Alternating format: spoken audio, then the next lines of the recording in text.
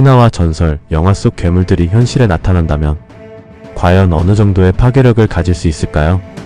단순히 무서운 외형이나 소문이 아니라 현실에서도 실제 위협이 될 만한 괴물들이 있습니다. 이번 영상에서는 실제 전투력, 생존력, 군사 대응 가능성을 기준으로 가장 강한 괴물 10종을 소개합니다. 괴물마다 얼마나 피해를 줄 수 있는지, 현대 무기로 제압이 가능한지, 그 전투가 얼마나 이어질지를 분석해보죠. 10위는 메두사입니다. 메두사는 그리스 신화에서 등장하는 석화의 괴물입니다. 머리카락은 살아있는 뱀으로 이루어져 있으며 눈을 마주치는 순간 상대를 돌로 만들어버립니다. 이 능력은 단순하지만 치명적입니다. 무엇을 들고 있든 누구든 그녀를 바라보는 순간 끝이죠. 페르세우스조차 정면으로 싸우지 않았고 거울과 신의 무기를 동원해야 했습니다. 메두사가 현대 시가지에 나타난다면 사람들은 놀라 바라보다 순식간에 돌이 될 것이고 공포 속에 도망치던 사람들로 인한 2차 피해도 발생합니다. 건물이나 군시설을 파괴하지는 않지만 사람이 사는 공간을 마비시킬 수 있는 능력은 충분히 위협적입니다. 군대가 투입된다면 초기에는 기계와 보병이 대응하겠지만 시선 회피의 실패에 다수가 석화될 수 있습니다. 소형 드론과 열감지 장비로 간접 조준을 시도하고 공격은 헬파이어, 미사일, 아파치 헬기가 활용될 것입니다. 메두사를 제거하는 데에는 약 몇 시간 정도의 시간이 소요될 것으로 예측되며 피해 범위는 마을 단위에 그칠 가능성이 높습니다. 대응 실패 시 공황 상태가 더 확산될 수 있죠. 사상자는 약 2,000명 이상 발생할 수 있습니다. 9위는 프레데터입니다.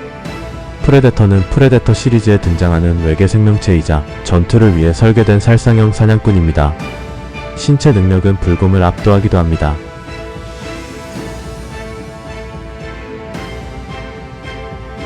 정밀한 감지 능력과 은신, 원거리 무기까지 갖춘 전투 완전체죠. 단독으로도 특수부대를 무력화시키며 임무 수행 중 자폭까지 감행합니다. 복수의 프레데터가 출현하면 도시는 이미 손 쓸 수 없는 상태가 됩니다. 이는 전투가 아니라 학살에 가까운 양상입니다. 또한 인간과 유사한 지능을 갖고 있어 상황 판단, 위장, 후퇴 등 고차원적인 전술 수행도 가능합니다. 군이 투입된다면 보병은 교전보다는 탐지와 유도에 집중할 것이며 정찰 드론, 장갑차, 중거리 저격수, 헬기가 주요 전력입니다. 은신 감지 장비가 부족할 경우 전투는 장기화되며 프레데터를 제거하는 데에 약 10시간가량 소요될 것으로 보이며 피해 범위는 도시 일부에 집중될 것으로 보입니다. 민간인 포함 최대 5,000명 이상의 사상자가 발생할 수 있습니다. 8위는 크라켄입니다. 심해에서 솟아오른 전설의 해양 괴물입니다. 거대한 촉수는 항공모함조차 끌어당기며 수면 위로 드러난 몸은 작은 산맥처럼 거대하죠. 단순히 강한 힘뿐 아니라 항만, 해운, 연안 도시 전체를 동시에 위협하는 존재입니다. 촉수로 선박을 휘감아 침몰시키고 방파제나 해안시설은 충격파만으로도 붕괴될 수 있습니다. 크라켄의 등장은 해전이 아니라 해양 재난으로 받아들여져야 합니다. 군은 해군 전단과 어뢰 탑재함 해상 폭격기를 투입하고 지상에선 자주포와 다연장 로켓으로 해안 지원을 시도할 것입니다. 공격 집중에도 불구하고 크기의 한계로 제거에는 시간이 걸립니다. 크라켄은 하루 안에 제거가 가능하나 그동안 해안 도시를 중심으로 큰 피해를 입힐 수 있습니다. 피해 범위는 도시 안쪽 전체로 확대될 수 있으며 약 3만 명 이상의 사상자가 발생할 수 있습니다. 7위는 드라큘라입니다. 루마니아 전설의 흡혈귀이며 밤에만 활동하지만 그 안에서 보여주는 위력은 절대적입니다.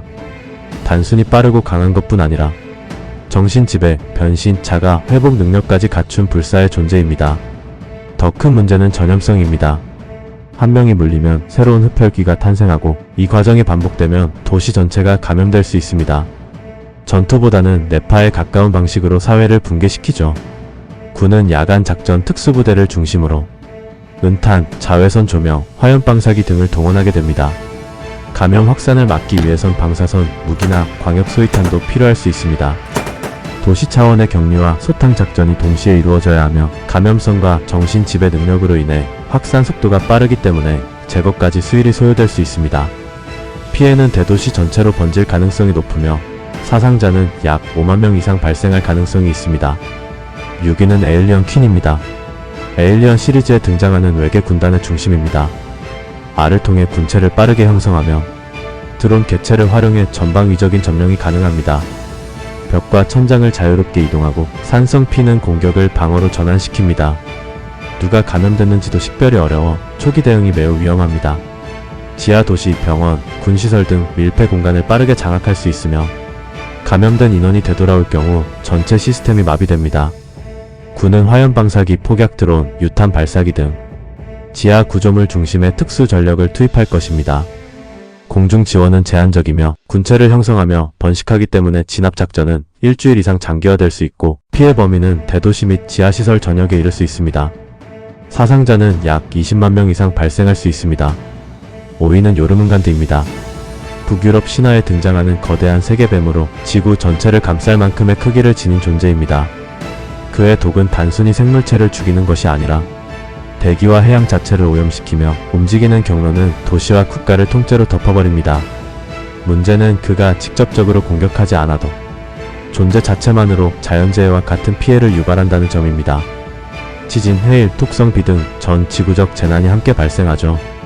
군은 전술 핵무기와 전략 폭격기, 순항 미사일, 열압력탄을 동원한 공군 중심 작전을 펼치게 되며 화생방 부대도 동시에 투입될 것입니다. 그러나 그 크기와 범위는 한 국가 단위의 대응을 넘어서는 수준입니다. 요르문간드는 톡성과 거대한 몸체로 인해 전면 전투가 불가피하며 제거에는 최소 수개월 이상이 걸릴 것으로 예상됩니다. 피해는 한 국가나 대륙 전체로 확산될 수 있으며 사상자는 최대 300만 명 이상 발생할 수 있습니다. 4위는 킹기도라입니다. 고질라 세계관 최강의 삼두룡이자 중력파, 전기충격, 번개를 조종하는 외계 생명체입니다.